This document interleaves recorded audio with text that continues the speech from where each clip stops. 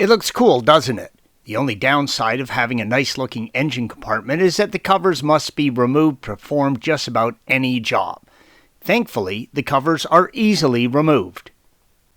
Begin by removing the single plastic rivet along the rear engine compartment cover, green arrow. Now move to the right side cover. Remove the plastic rivets, green arrows, and pull the windshield washer reservoir cap up and off the reservoir fill neck, indicated by the yellow arrow. Next, remove the two T20 torque screws, indicated by green arrow, that secures the reservoir filler neck to the cover.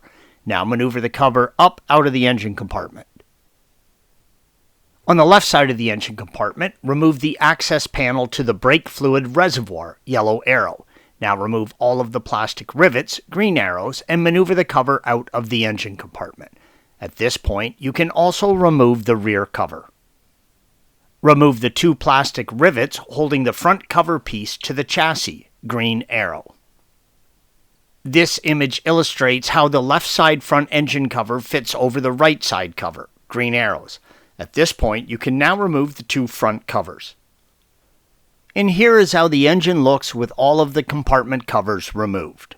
Installation is the reverse of removal. Thanks for watching. Be sure to subscribe to our channel and check out another video in this series.